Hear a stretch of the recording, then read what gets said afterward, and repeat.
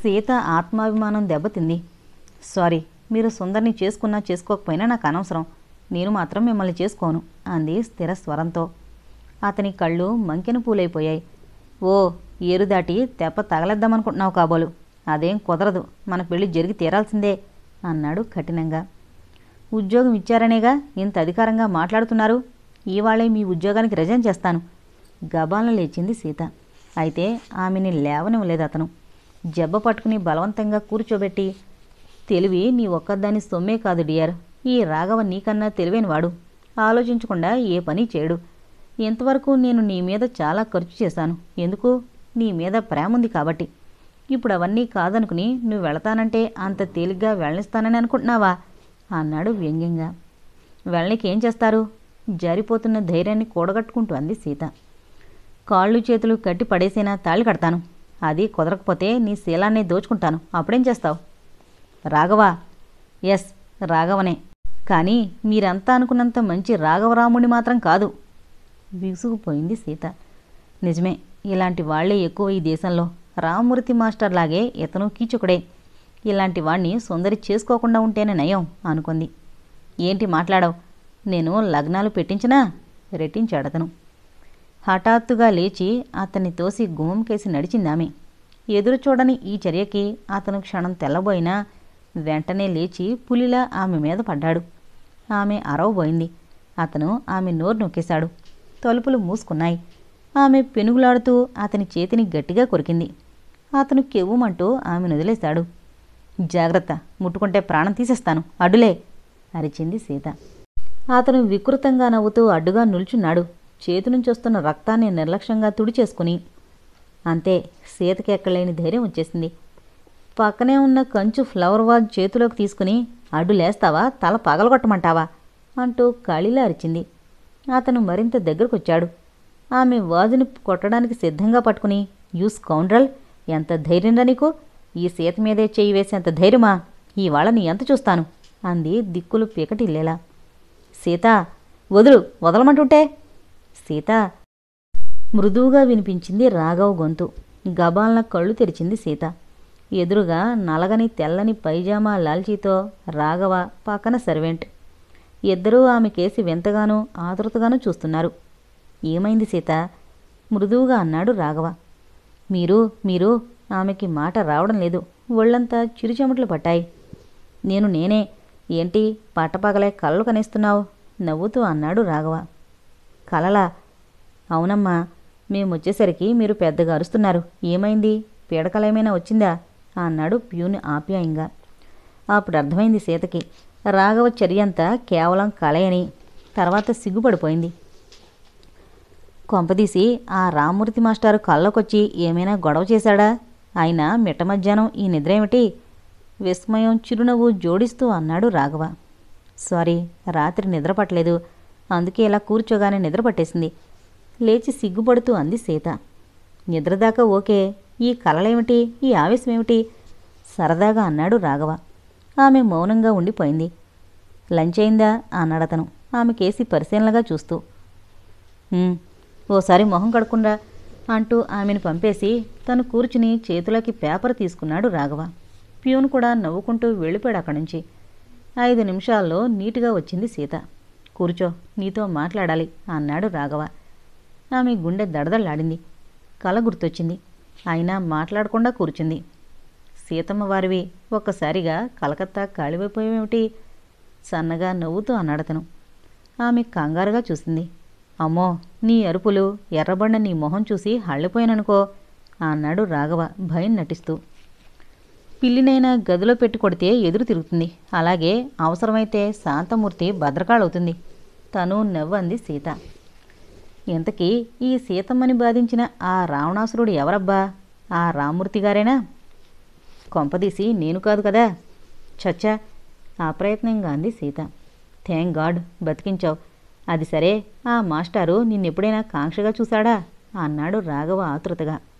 లేదు, తండ్రిలా మాట్లాడేవాడు. మరి హఠాత్తుగా ఈ పాడు బుద్ధెందుకు పుట్టింది? ఆయన బుద్ధే అలాంటిదట, మనకెవరికీ తెలీదు అంటూ తను చూసింది, ఇతరుల వల్ల తెలుసుకుంది వివరంగా చెప్పింది సీత. పాపం, కాస్తలో ఆ ఇల్లాలకి ఎంత ప్రమాదం తప్పిందో అన్నాడు రాఘవ. నిజమే, సమయానికి మీరెళ్ళి ఆమె నా నరకం నుంచి తప్పించారు. కానీ ఎన్నాళ్ళిలా? ఎప్పటికైనా అతని దగ్గరికి వెళ్లాల్సిందేగా భారంగా అంది సీత. ఆవిడ తమ్ముడిని రమ్మన్నాంగా, అది వాళ్ళ తమ్ముడొచ్చాక ఆలోచిద్దాం. తను బయలుదేరి వస్తున్నానని అంతవరకు హాస్పిటల్లోనే ఉంచమని చెప్పాడు. అతనికి విషయమంతా చెప్పేశారా?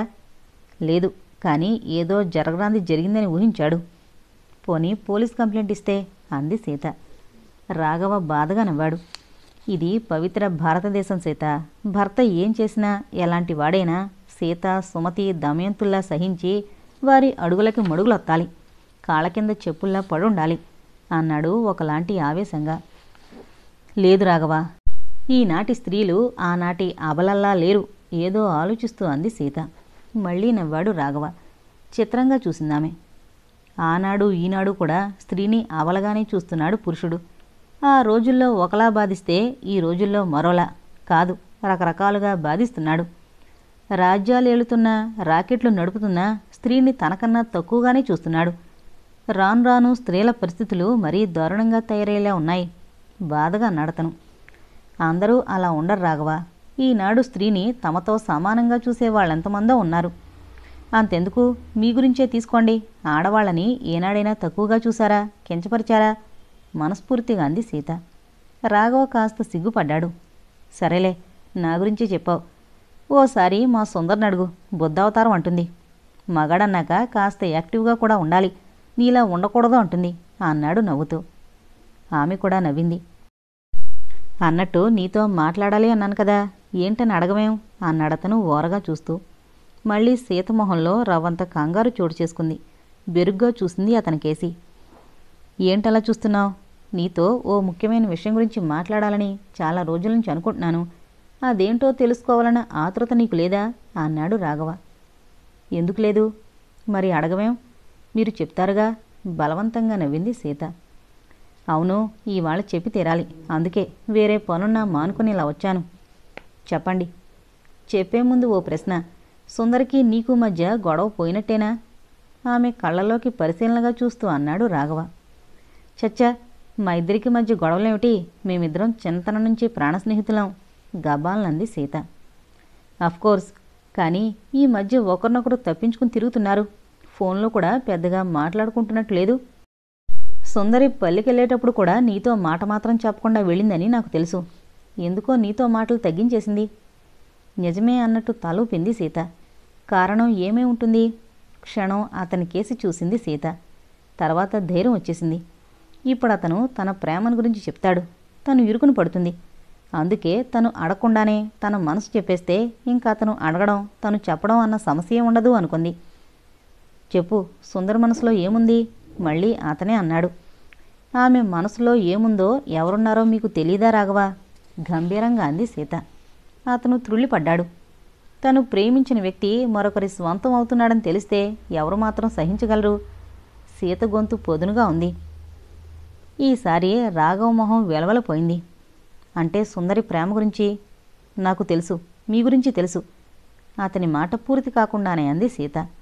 అర్థం కానట్టు చూశాడతను. అంటే మేమిద్దరం ప్రేమికులమన్న సంగతా అన్నాడు. కాదు, ఆమె ప్రేమని కాదని మీరు మరొకరి ప్రేమలో పడిన సంగతి. వాట్? ఎస్, సుందరి మీరే తన సర్వస్వం అనుకుంది. మొదట్లో మీరు అలాగే ఉండేవారు. తర్వాత మీ బుద్ధి మారిపోయింది. సుందరి మీద ప్రేమ తగ్గి నా మీద పెరిగింది. తనని తాను మరచి తీక్షణంగా అంది సీత. ప్రతిమలా అయిపోయాడతను. మాట్లాడరేం, మీ రహస్యం నాకు తెలిసిపోయిందనా? మీరిలా చేస్తారని ఏనాడో ఊహించాను. అసలు షటప్ షటప్ అయిసే!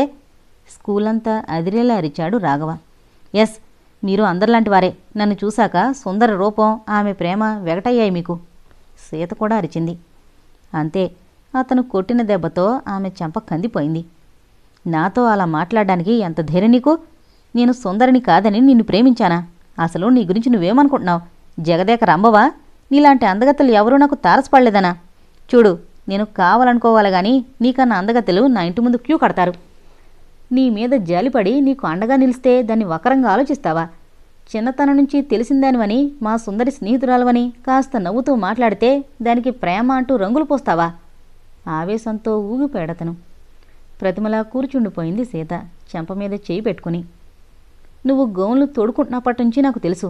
నీలో అమాయకత్వాన్ని చూశాను కానీ ఇంత చౌకబారు ఆలోచనలుంటాయని ఊహించినైనా ఊహించలేదు. అలా ఊహిస్తే నిన్నిక్కడికే కాదు, మా సుందరి ఛాయలు కూడా రానిచ్చేవాణ్ణి కాదు. ఇంకా రాఘవ్ గొంతులో ఆవేశం తగ్గలేదు. సీతమొహం అవమానంతో ఎర్రబడింది. నావి చౌకబారు ఆలోచనలా అంది తీక్షణంగా. కాక నీ మాటలకు అర్థమేమిటి? కొట్టినట్టే అన్నాడతను. మీరు నన్ను మెచ్చుకుంటూ సుందర్ని ఎన్నిసార్లు కామెంట్ చేయలేదు అందామె మెల్లగా. అయితే ఒకటి చెప్పు, నేను నిన్ను ప్రేమిస్తున్నట్లు ఎప్పుడైనా చెప్పానా? ఈసారి మాట్లాడలేదు సీత. అలా చూస్తుండిపోయింది, మాటలు రానట్టు. పోనీ నీ పట్ల ఏమైనా అసభ్యంగా ప్రవర్తించానా? సుందరంటే ఇష్టం లేదని ఆమెని పెళ్లి చేసుకోనని చెప్పానా? లేదు, గొణిగినట్టు అంది సీత. మరి ఏ ఆధారంతో ఇలా మాట్లాడావు? నిలదీశాడు రాఘవ. సీతమొహం వెలవెలపోయింది. నిజమే, అన్నీ తనే ఊహించుకుంది గాని అతను నోరు విప్పి ఏనాడూ చెప్పలేదు తనని ప్రేమించినట్టు. సుందరిని చేసుకోనని చెప్పలేదు. అనుకుంటుంటే సిగ్గుతో ఆమె కళ్ళు వాలిపోయాయి. సారీ అని మాత్రం అంది లోగొంతుతో. అప్పుడతను కాస్త కూలయ్యాడు. నీతో మాట్లాడాలి, నా గురించి నీ అభిప్రాయం ఏమిటి ఇలాంటి మాటల్ని పట్టుకుని ఇవన్నీ ఊహించుకున్నావు కదూ అన్నాడు గంభీరంగా. ఆమె మాట్లాడలేదు, కానీ దుఃఖం వచ్చేసింది. రాఘవలోని సహజగుణం బయటకు వచ్చేసింది. సారీ, నేను తొందరపడ్డాను. నేను ఏనాడు ఊహించని విధంగా నువ్వు మాట్లాడేసరికి తట్టుకోలేకపోయాను. కానీ సీత, అప్పుడు ఇప్పుడు ఎప్పుడు సుందరే నా ప్రేమిక, సుందరే నా ప్రాణం. ఎస్, ఆమె మంచితనమే నాకు అండ, ఆమె అమాయకత్వమే నాకు నచ్చింది. అనుభూతి కందని తీయని చెలిమి, అపురూపమైన స్నేహ బలిమి, అనురాగసుధల కలిమి అన్నీ ఉన్నాయి ఆమెలో. ఆమె తీయని నవ్వు, వెచ్చని ఒడి, చల్లని నవ్వు నాకు కావాలి ఒకలాంటి ఉద్వేగంతో అన్నాడు రాఘవ. ఆ అండంలో ఆమె నీలా చెత్తగా ఆలోచించదు. తెల్ల కాగితమంత తెల్లనైంది, పాలనొరగంత స్వచ్ఛమైంది. అలాంటి దాన్ని కాదని కాగితం పువ్వులాంటి నిన్ను ప్రేమిస్తానా అన్న భావం ధ్వనించింది. అందుకే సీతమొహం నెత్తురుబొట్టు లేనంతగా పాలిపోయింది. సరే, నేనొస్తాను. నీ మీద చేయి చేసుకున్నందుకు మరోసారి సారీ చెప్తున్నాను అంటూ లేచాడు రాఘవ. అప్రయత్నంగా ఆమె కూడా లేచింది. అన్నట్టు ఇన్నాళ్ళు నీతో చెప్పాలనుకున్న విషయం ఏంటో తెలుసా?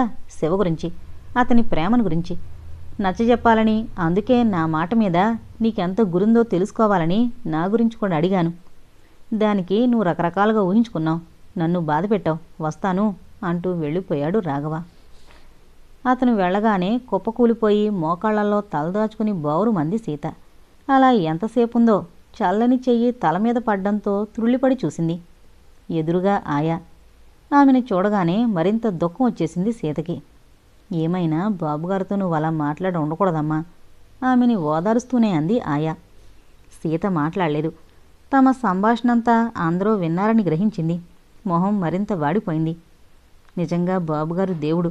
అలాంటి వాళ్ళు ఊరికొక్కరున్నా చాలు. నిజంగా నిన్నాయన ఓ చెల్లెల్లా చూశారే తప్ప ఏనాడు మరో దృష్టితో చూడలేదు. సుందరమ్మంటేనే ఆయనకి ప్రాణం. ఆమెను తప్ప మరే అమ్మాయిని ఊహల్లో కూడా రానియరు. నిజమే, నేను పొరబడ్డాను. పోన్లే, జరిగిందేదో జరిగిపోయింది. ఈ వాళ్ళకి ఇంటికి వెళ్ళిపో, ఇక్కడంతా నేను చూసుకుంటాను ఆప్యాయంగా అంది ఆయా. అదే మాట ప్యూను అన్నాడు. ఇంకాసేపుండి వెళతాను అంటూ సింకు దగ్గరికెళ్ళి మొహం కడుకుని వచ్చింది సీత. ఆమె చెంప మీద రాఘవ చేతి తాలూకా వేలిముద్రలు స్పష్టంగా కనిపిస్తున్నాయి ఎర్రగా. మళ్ళీ దుఃఖం వచ్చింది ఆమెకి. చిన్నతనంలో కూడా ఆమె మీద చేయి చేసుకోలేదెవరు. అలాంటిది ఇప్పుడు ఓ పరాయి మగాడు చెంప మీద కొట్టడం తక్కువ అవమానం ఏమీ కాదు. అయినా ఆ అవమానాన్ని బలవంతంగా మింగి రొటీన్లో పడిపోయింది. మధ్య మధ్య నేను నిన్ను ప్రేమిస్తున్నట్టు ఎప్పుడైనా చెప్పానా అన్న రాఘవ మాటలు చెవుల్లో ప్రతిధ్వనిస్తూనే ఉన్నాయి. వెంటనే శివ మాటలు, చల్లని చూపులు గుర్తుకొస్తున్నాయి. అతను గుర్తొస్తేనే ఆమె మనసంతా మధురంగా అయిపోయింది. ఇంకా ఆలస్యం చేయకూడదు. తన ప్రేమను గురించి శివకు చెప్పి వెంటనే అతన్ని పెళ్లి చేసుకోవాలి అనుకుంటే జరిగిన అవమానం గుర్తు రావడం లేదు ఆమెకి. స్కూల్ అయిపోయాక శివ ఇంటికేసి నడిచింది. అయితే అతను లేడు.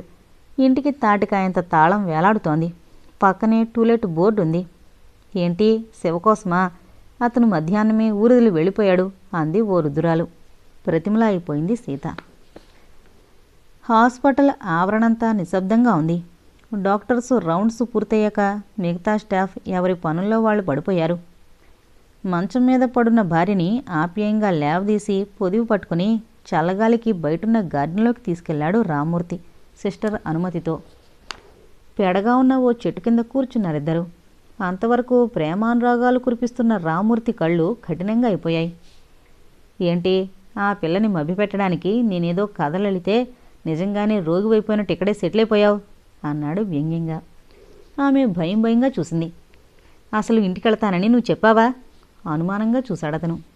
చెప్పాను, కానీ మేం చెప్పేదాకా ఏం మాట్లాడొద్దు అన్నారు డాక్టర్స్ ఆ రాఘవ మెల్లగా అంది భారతి. మధ్యలో వాడొకడు, నా పెళ్ళం గురించి వాడికెందుకు? అయినా ఈ డాక్టర్కు మతిలేదు. నోటుకొచ్చినట్టు నేనేదో వాగితే అదే నిజమనుకుని ట్రీట్మెంట్ మొదలుపెట్టాడు. అక్కడితో సరిపెట్టక ఇన్పేషెంట్ని చేసి నన్ను ఇరుకుని పడేశాడు. వేలు గుంజాలను చూస్తున్నాడేమో, నేను చస్తే ఇవ్వను కసిగా అన్నాడు రామ్మూర్తి. అవన్నీ రాఘవ చూసుకుంటానన్నాడు. రాఘవా అంటే వాడు ఇక్కడికి వస్తూనే ఉన్నాడా? ఎందుకు రాడు? పాపం పళ్ళు మందులు అన్నీ అతనే తెస్తున్నాడు. హాస్పిటల్లో డాక్టర్ ఫీజు, హాస్పిటల్ రెంటు అన్నీ అతనే కడతానన్నాడు భయం భయంగా చెప్పింది భారతి. రామ్మూర్తి మొహం మరింత కఠినంగా అయిపోయింది. అదంతా బానే ఉంది, ఇంట్లో నేనెంత ఇబ్బంది పడుతున్నానో తెలుసా అన్నాడు ఆవేశంగా. ఎందుకు? శాంతంగా అందామే. ఎందుకా? ఇంట్లో ఆడదిక్కు లేకపోతే ఎంత అవస్థ. స్కూలుకు సెలవు పెట్టి అఘోరిస్తున్నాను. కష్టమే, కానీ నేను ఆడదానని మీరేనాడో మర్చిపోయారుగా. భార్య మాటలకి క్షణం విస్తుపోయాడతను. ఏంటి అన్నాడు రెట్టించినట్లు. అదే, నేను రోగిష్టిదాన్ని, నాతో మీకు ఇబ్బందులే తప్ప సుఖం ఎప్పుడుంది? పోనీ ఓ పని చేయకూడదు? ఏంటి? తాయారునో మీరినో రప్పించుకోకూడదు? మీకు అన్ని విధాలుగా సౌకర్యంగా ఉంటుంది చాలా మామూలుగా అంది భారతి. ఈసారి అతనికి మూర్చ వచ్చినంత పనైంది. ఏంటే వాగుతున్నావు? నీ ధోరం చూస్తుంటే నువ్విక్కడే ఉండిపోయేలా ఉన్నావు. వీల్లేదు, ఏమైనా సరే రేపు ఇంటికి వచ్చేయాలి అన్నాడు కఠినంగా. అలాగే, కానీ డాక్టరు రాఘవ రాఘవ ఎవడే ఆ రాఘవ? నాకన్నా వాడే ఎక్కువయ్యాడా నీకు? అసలు వాడికి నీకు సంబంధం ఏమిటి? కొంపదీసి నేను జల్సా చేస్తున్నానని నువ్వు మొదలెట్టావా? వ్యంగ్యం కోపం కలిసిన గొంతుతో అన్నాడు రామ్మూర్తి.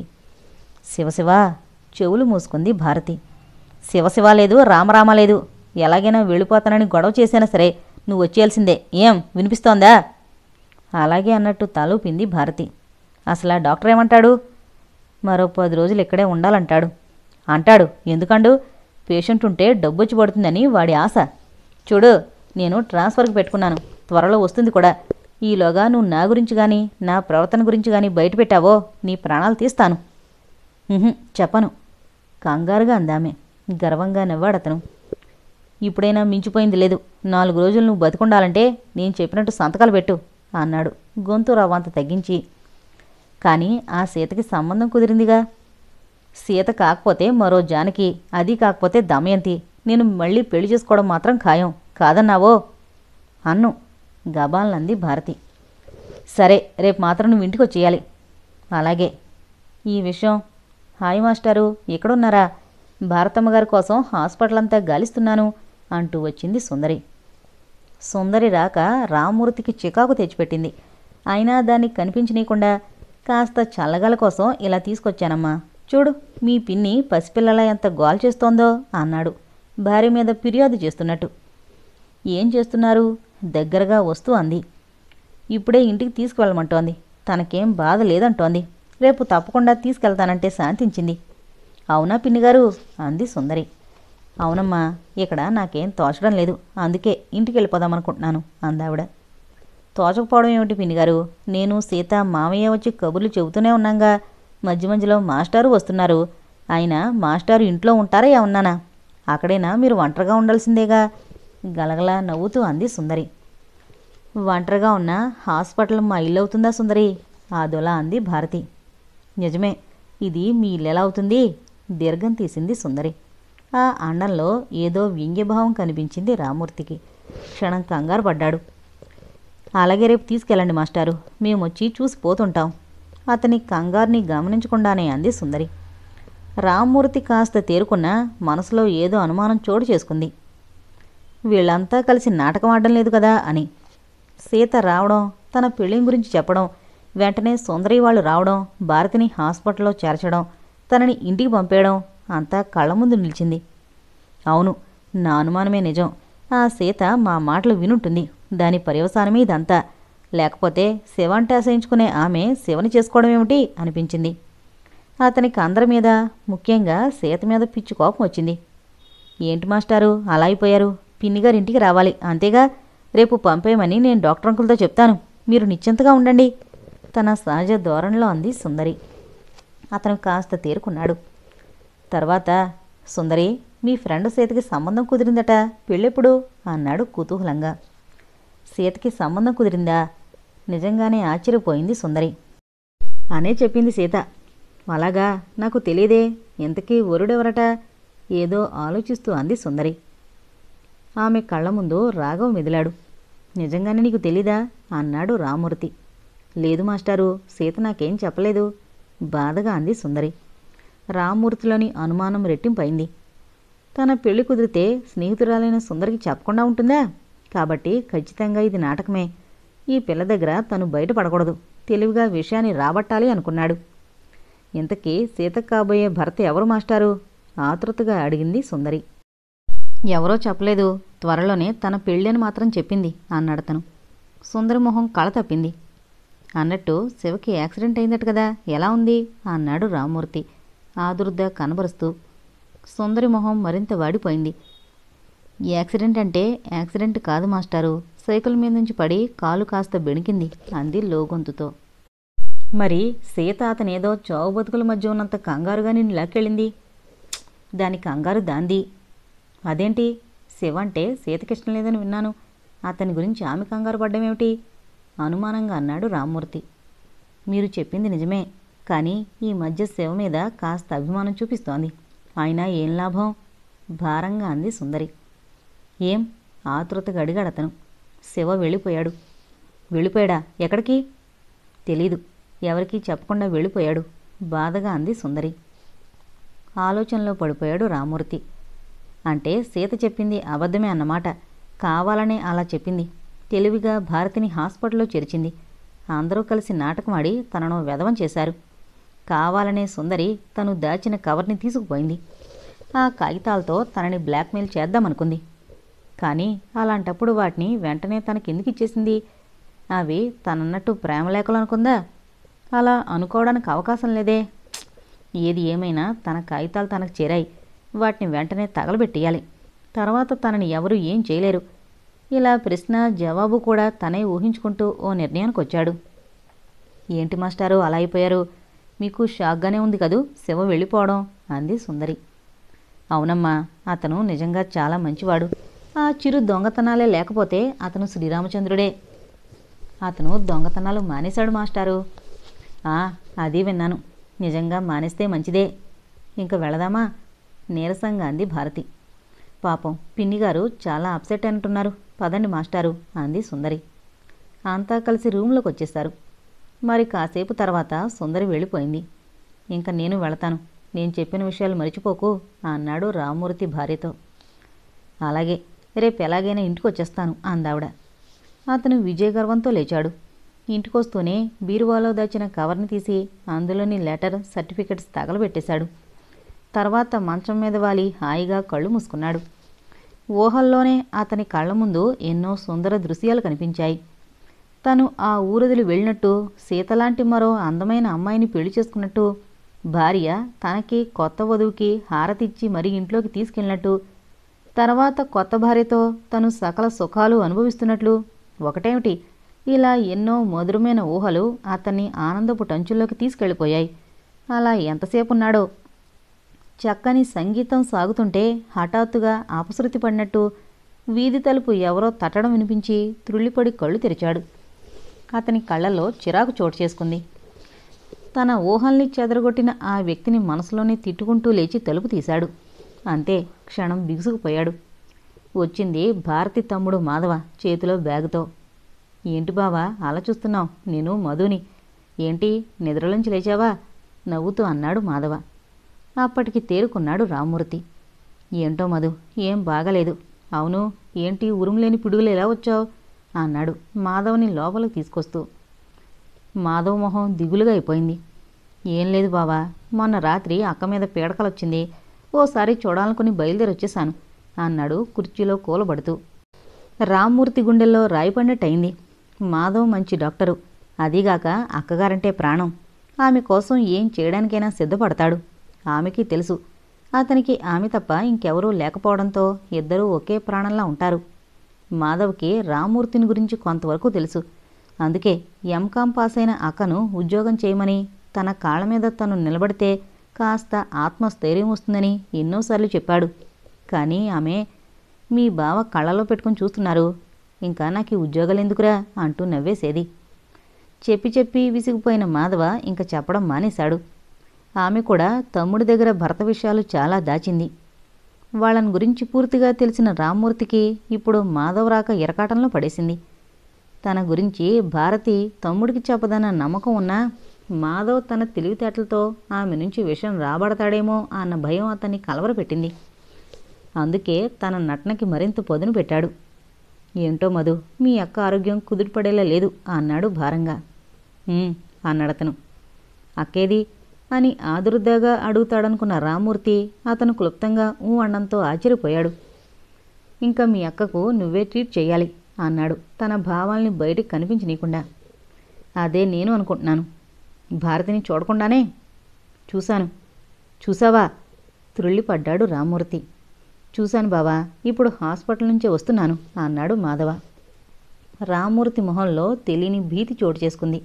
అయినా తేరుకొని, భారతి హాస్పిటల్లో ఉందని నీకెలా తెలుసు అన్నాడు ఆదుర్దాగా. రాఘవ్ గారు చెప్పారు. ఈసారి నెత్తిన బాంబు పడ్డట్టు అయింది రామ్మూర్తికి. రాఘవ్ చెప్పాడా? కొంపదీసి అతను నీకు ఫోన్ చేసి పిలిపించాడా అన్నాడు అనుమానంగా. చచ్చా, ఆయన నన్ను పిలిపించడం ఏమిటి? నేను బస్సు దిగుతుంటే కనిపించారు. నన్ను గుర్తుపట్టి పలకరించి విషయం చెప్పారు. విషయమా? అదే అక్కకి హార్ట్ అటాక్ రావడం. నువ్వు దిక్కుతోచక బాధపడుతుంటే అతనే అక్కని హాస్పిటల్లో చేర్చడం అవి. నువ్వేం బాధపడకు బావా, నేను వచ్చేసానుగా.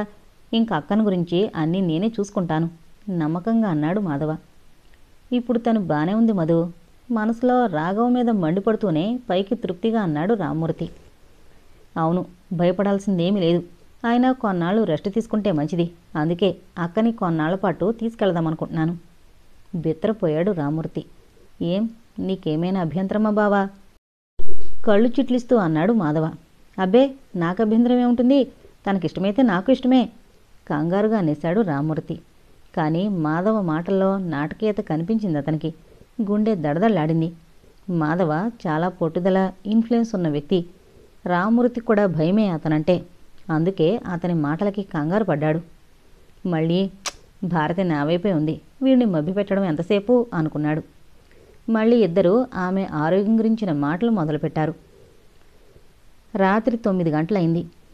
సుందరం రాత్రుళ్ళు చపాతీలు, ఓ గ్లాసు మజ్జిగ తాగి పెందరాళే పడుకుంటాడు. మిగతా ముగ్గురు కలిసి భోంచేస్తారు. ఆ రోజు రాఘవ లేటుగా వస్తానన్నంతో కూతురికి మాత్రం వడ్డించింది దేవకి. టేబుల్ ముందు కూర్చుందన్న మాటే గాని సుందరికి ముద్ద దిగడం లేదు. ఏవేవో ఆలోచనలు, అనుమానాలు ఆమెని అల్లకల్లోలం చేసేస్తున్నాయి. ఆ ఆలోచనల్లో రాఘవ, సీత, భారతి ముఖ్యులు. ఏంటే పసిపిల్లలా తినడం, ముందా కూర కలుపుకో. కూతుర్ని గమనిస్తున్న దేవకి మరి కాస్త నెయ్యి వేస్తూ అంది. సుందరి మాట్లాడలేదు. అబ్బబ్బా, ఏమైందే మీకు? ఎప్పుడు హాస్పిటల్లా వాగే నువ్వు మోగనం పట్టినట్టున్నావు. చీటికి మాటికి నీ నెత్తిన మొడుతూ అల్లరి చేసేవాడు మొహం తప్పించుకుని తిరుగుతున్నాడు. మీ ఇద్దరికి ఏమైంది? కాస్త విసుగ్గా అంది దేవకి పెరుగు తేవడానికి వెళుతూ. ఎందుకో సుందరి కళ్ళల్లో నీళ్లు తిరిగాయి. కాసేపటికి అవి ధారలు కట్టి చెంపల మీదుగా జారుతున్నాయి. అది తల్లి కంటపడకుండా జాగ్రత్త పడి, మావయ్యకి నా మీద కోపంగా ఉందమ్మా అంది బేలగా. వాడికి నీ మీద కోపమా? పెద్దగా నవ్వింది దేవకి. అవునమ్మా, నేనెంత మాట్లాడాలని ప్రయత్నించినా తప్పుకు తిరుగుతున్నాడు అంది సుందరి బేలగా. ఎందుకో తెలుసా? తెలుసు. ఏం తెలుసు నీకు? అదే, ఆ మధ్య నేను శివని. చచ్చా, అదేం కాదు. ఆమె మాట పూర్తి కాకుండానే అంది దేవకి. ఆమె గొంతులో కాస్త కంగారు కూడా ఉంది. శివ పేరు ఎవరైనా విన్నారేమో అని. లేదమ్మా, మావయ్యకి నా మీద కోపం కాదు, అసహ్యం కూడా. తన ప్రేమని అర్థం చేసుకోకుండా శివని ప్రేమించానేమో అని. అందుకే తన సీత మీద ఆశలు పెంచుకున్నాడు గద్గద స్వరంతో అంది సుందరి. మళ్ళీ నవ్వింది దేవకి. తను బాధపడుతుంటే తల్లి నవ్వడం ఆమెని ఆశ్చర్యపరిచింది. నా బాధ నీకు నవ్వులాటగా ఉందమ్మా అంది దీనంగా. మళ్ళీ నవ్వింది ఆవిడ. సుందరి విసురుగా అన్నం ముందు నుంచి లేవబోతుంటే పట్టి ఆపేసింది, బొజ్జగించింది. అయితే మావయ్యకి నా మీద కోపం లేదంటావా? ఆశగా అంది సుందరి. ఉంది, మామూలు కోపం కాదు, పిచ్చ కోపంగా ఉంది. అమ్మా, అవునే, నీ మాటలు వింటే ఎవరికి మాత్రం కోపం రాదు? నేనేమన్నానమ్మా? ఏమన్నావా? మాటకు ముందు ఆ సీత ప్రస్తావన తీసుకురావడం, కనిపించినప్పుడల్లా వాళ్ళిద్దరికీ పెళ్లి చేస్తానన్నావు. వాడెన్నాళ్ళు భరిస్తాడే? దేవకి గొంతులో కాస్త తీక్ష్ణతుంది. మావయ్య సీతని ప్రేమించాడమ్మా, బాధగా అంది సుందరి. ఇదిగో మళ్ళీ అదే మాట. వాడెప్పుడూ సీతని ప్రేమించలేదు, పెళ్లి చేసుకోవాలని అనుకోలేదు. వాడు కోరుకుంది, చేసుకోవాలనుకుంది నిన్నే. ఎంత పిచ్చిదనమమ్మా అన్నట్టు చూసింది సుందరి. అయితే తల్లి మాటలతో ఆమె మనసు కాస్త కుదుటపడింది. అది తాత్కాలికంగానే. ఏంటి, నా మాట మీద నమ్మకం కలగడం లేదా? అంది దేవకి. నీకు తెలీదమ్మా, మావయ్యకి సీతంటే ఇష్టం, సీతంటే మావయ్యకి పిచ్చి ప్రేమ. అలా అని నీతో చెప్పాడా? చెప్పకపోతేనేం, చూస్తే తెలీదు. ఏం చూసావు నువ్వు? అదిగో అలా దబాయించుకో. ఒకప్పుడు నువ్వు మాత్రం అనుకోలేదా మావయ్య సీత చుట్టూ ఎందుకు తిరుగుతున్నాడు అని? నిలదీసింది సుందరి. నిజమే అనేసింది దేవకి. మరి నువ్వేం చూసి అలా అనుకున్నావు? అదంతా వదిలే. సీత సంగతి తెలీదు గాని రాఘవ మాత్రం ఆమెని ప్రేమించలేదు. అంత ఖచ్చితంగా ఎలా చెప్తున్నావు? ప్రేమించిన వాడైతే చెంప వాచేలా కొడతాడా, మొహం వాచేలా చివర్లు పెడతాడా? ఏంటి, మావయ్య సీతను కొట్టాడా? హడలిపోతూ లేచింది సుందరి. ఇదిగో మాటకు ముందు అన్నం ముందు నుంచి లేవకు, విసుక్కుంది దేవకి. అది కాదమ్మా, నీ మాటలు వింటుంటే నాకు మతి పోతోంది. మామయ్య ఏమిటి సీత మీద చేసుకోవడం ఏమిటి? కంగారుగా అంది సుందరి. వివరాలు తెలుసుకోవాలనుందా? గంభీరంగా అంది దేవకి. ఏంటమ్మా ఈ ప్రశ్నలు? ముందు విషయం చెప్పు. అయితే అన్నం తిను, తర్వాత చెప్తాను. భోంచేస్తే గాని తల్లి ఏం చెప్పదనుకున్న సుందరి బలవంతంగా అన్నం తిన్నాననిపించింది. ఇప్పుడు చెప్పు, నిజంగానే మావయ్య సీతని చెంపదెబ్బ కొట్టాడా? ఆతృతగా అడిగింది. అవును, అది నీలాగే ఏదో వాగిందట, కోపం ఆపుకోలేక కొట్టాడట. మై గాడ్, తల పట్టుకుని కోలబడిపోయింది సుందరి. రాఘవ అంత పని చేశాడంటే నమ్మకం కుదరడం లేదు. ఆమెకి దుఃఖం వచ్చేసింది కూడా. ఇంతకీ చెంపదెబ్బ తినేంత నేరం అదేం చేసింది? కళ్ళు తుడుచుకుంటూ కాస్త ఆవేశంగా అంది. చెప్పానుగా, నీలాగే అది ఏదేదో వాగిందట, వాడేదో తన వెంట పడినట్టు. కోపంగా అంది దేవకి. కాస్త అర్థమయ్యేలా చెప్పమ్మా, విసుక్కుంది సుందరి. దేవకి తను విన్నదంతా చెప్పింది. ప్రతిమలా అయిపోయింది సుందరి. ఇదంతా నీకెలా తెలిసింది? కొన్ని క్షణాల తర్వాత తేరుకొని మెల్లగా అడిగింది. స్కూలు ఆయా చెప్పింది. ఆయా చెప్పిందా? అంటే ఈ విషయం బయట వాళ్ళకు కూడా తెలిసిందన్నమాట. స్కూల్లో అలా అరుచుకుంటే తెలీదా? అయినా ఆ పిల్ల అలా మాట్లాడడం తప్పు కదూ? దీర్ఘం తీసింది దేవకి. రాఘవ సీతని ప్రేమించడం లేదని ఆనందించినా ఆమె మీద చేయి చేసుకోవడం మాత్రం చాలా బాధించింది సుందరిని. అదే అంది తల్లితో. తర్వాత సారీ చెప్పాళ్లే, అంతేకాదు నేను మా సుందరిని తప్ప ఎవరినీ ప్రేమించలేదు, ప్రేమించను అని కూడా అన్నాడట. నువ్వేం దిగులు పడకు, నవ్వింది దేవకి. సుందరి మనసు పురివిప్పిన నెమలే అయింది. ఆనందంతో ఉకిరిబికిరైపోతూ నిజంగా మావయ్య అలా అన్నాడా అంది. అవునే, వాడి దృష్టిలో నువ్వో దేవ పారిజాతానివి అంటూ ఆయా చెప్పినవన్నీ పోసుగుచ్చినట్టు చెప్పింది. నేను దేవ పారిజాతాన్నా? త్రుళ్ళిపడింది సుందరి. అనే అన్నాడు మీ మావయ్య, ముసుముసుగా నవ్వింది దేవకి. సుందరి మొహం వెలవెలపోయింది. మావయ్య నన్ను అంతలా ఆరాధిస్తుంటే నేనేం చేశాను అనుకుని కుంగిపోయింది. మావయ్య రాగానే నువ్వు అనుకున్నంత పవిత్రత నా మనసుకు లేదు మావయ్య. నా మనసు క్షణం అడ్డదారంట నడవమని ప్రోత్సహించింది. నిజంగా నేను నీకు తగను అని చెప్పేస్తే? అమ్మో, శివన్ గురించి చెప్తే మావయ్య చంపేడు. తను పొరపాటు చేసింది. ఫ్రెండ్స్ అంతా ప్రేమ దోమ అంటే ఏదో అనుకుంది, కానీ అందులో ఇంత బాధ ఉందని తనకు తెలీదు. ఆయన ఎవరితో ఎలా మాట్లాడాలో కూడా తెలియని తనకి ఈ చచ్చు ఆలోచనలేమిటి అని ఆత్మ విమర్శ చేసుకుంది. తనని తానే తిట్టుకుంది. తన మూలంగా చెంపదెబ్బ తిన్న సీతని తలుచుకుని బాధపడింది. రేపెళ్ళి మావయ్య తరపున తను సీతను క్షమార్పణ కోరాలి అని కూడా అనుకుంది. ఏంటి అలా అయిపోయావు? నేను అబద్ధం చెప్తున్నానా? కావాలంటే రాగవచ్చాక వాడిని అడుగు అంది దేవకి. అది కాదమ్మా, సీతని మావయ్య ప్రేమించాడంటావు అంతేనా? పోనీ అలాగే అనుకో. ఏదో పిల్ల బాగుందని మనసు పడ్డాడు అనుకుందాం. కాస్త సరదాగా మాట్లాడి కూడా ఉండొచ్చు. అంత మాత్రాన వాడు తన వెంట పడుతున్నట్లు మాట్లాడడమేనా? అలా మాట్లాడితే ఏ మగాడికి కోపం రాదు? అయినా ఈ గొడవలన్నీ ఎందుకే? ఇప్పుడు వాడు సీతంటే చిరాకు పడుతున్నాడు. నువ్వంటే ఇష్టపడుతున్నాడు. అది చాలు మనకి. చాలా తేలిగ్గా అంది దేవకి. అంటే ఒకప్పుడు సీతంటే మావయ్య మనసు పడ్డాడన్న మాటేగా. పాలిపోయిన మొహంతో అంది సుందరి. ఇదిగో మళ్ళీ మొదటికొచ్చావు. ఇంకా ఈ ఆలోచనలన్నీ వదిలేసి హాయిగా టీవీ చూడు అనునయంగా అంది దేవకి. సుందరి మొహంలో ఏదో దృఢ నిశ్చయం చోటు చేసుకుంది. సరేలే, మావయ్య ఎప్పుడొస్తాడు అంది వాచ్ చూసుకుంటూ. లేట్ అవుతుందని ఫోన్ చేశాడు. నేను పడుకుని ఏదైనా పుస్తకం చదువుకుంటాను. మావయ్య గదిలోంచి ఏమైనా పుస్తకం తెచ్చుకోనా గోముగా అంది సుందరి. తెచ్చుకోవే, నీ మొగుడు గది, నీ మొగుడు పుస్తకాలు నవ్వింది దేవకి. సుందరి సిగ్గుని అభినయించింది. మా సుందరికి పెళ్లి కాళే కాదు, సిగ్గుపడ్డం కూడా వచ్చిందే మురిసిపోయింది దేవకి. సుందరి నవ్వేసి రాఘవ్ గదిలోకి వెళ్ళింది. లైటు వేసుకుని ఓసారి గదంతా కలి చూసింది. విశాలమైన ఆ గదిలో ఖరీదైన మంచం, పరుపులు, టేబుల్, రివాల్వింగ్ కుర్చీ, సోఫాలు లాంటివన్నీ నీట్గా ఉన్నాయి. గోడలకి అందమైన పెయింటింగ్స్ గదికి మరింత అందాన్నిచ్చాయి. ఓ పక్కగా ఓ బుక్స్ ర్యాక్, దాని నిండా ఇంగ్లీషు, తెలుగు రకరకాల బుక్స్. బాగా తెలిసిన గది అయినా ఆ గదిని పరిశీలనగా చూసింది సుందరి. ఎందుకో ఆమె గుండె దడదళ్లాడింది. అదురుతున్న గుండెతో, వణుకుతున్న కాళ్లతో బుక్ ర్యాక్ దగ్గరికి వెళ్ళింది. ఓసారి పరిసరాలు పరికించి తనను ఎవరూ గమనించడం లేదన్న నమ్మకం కుదిరాక తనకు కావలసిన పుస్తకం కోసం ఆతృతగా వెతికింది. కాసేపు తర్వాత ఆమెకు కావలసిన బుక్ దొరికింది. ఆ బుక్కుతో తన గదిలోకి వెళ్ళి తలుపులు మూసుకుని మంచం మీద వాలిపోయింది. ఆమె చేతులు పుస్తకంలోని పేజీలు తిప్పుతున్నాయి. కళ్ళు అక్షరాల వెంట పరుగులు తీస్తున్నాయి. చదువుతున్న కొద్దీ ఓ సస్పెన్స్ థ్రిల్లర్ నవల చదువుతున్న అనుభూతి కలిగింది ఆమెకి. గంట తర్వాత రాఘవ్ వస్తున్నట్టు కారు హారన్ వినిపించి గబాలను లేచి ఓ కంగలో రాఘవ్ గదిలోకి వెళ్ళి పుస్తకం యథాప్రకారంగా పెట్టేసి లైట్ ఆర్పేసి ఏం తెలియనట్టు తన గదిలోకొచ్చి పడుకుంది.